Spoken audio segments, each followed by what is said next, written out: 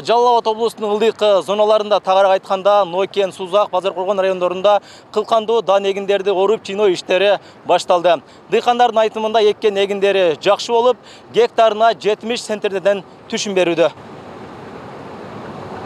Budaydı boylары да жакшы, былтыркыдан көрө анча жакшы.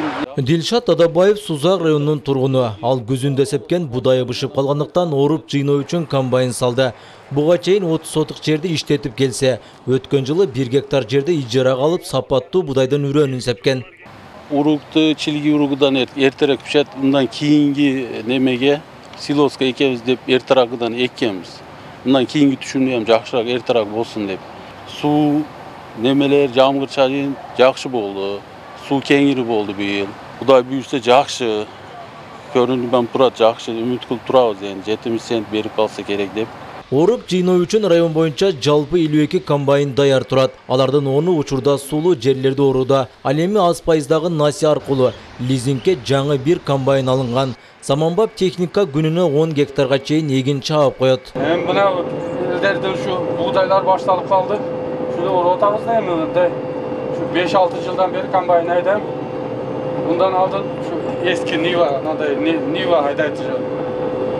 Hazır mana komfort, жаңы kombayn şu leasing alıngan.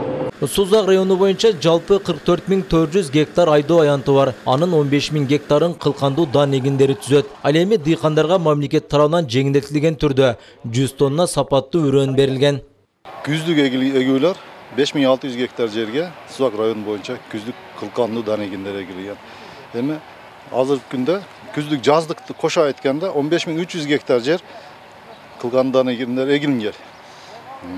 Кылкандуу дан эгиндерди азыркы күндө мамлекет тарабынан колдоо көргөзүлүп, үрөндү сапатын жакшыртуу, түшүмдүүлүктү ашыруу максатында мамлекеттик колдоо көрсөтүлүп жатат. Белгилей кетсек, быйыл Жалал Абад облусу боюнча 37500 гектар жерге кылкандуу дан эгини себилген. Ал өткөн жылга салыштырмалуу 2640 гектарга көп.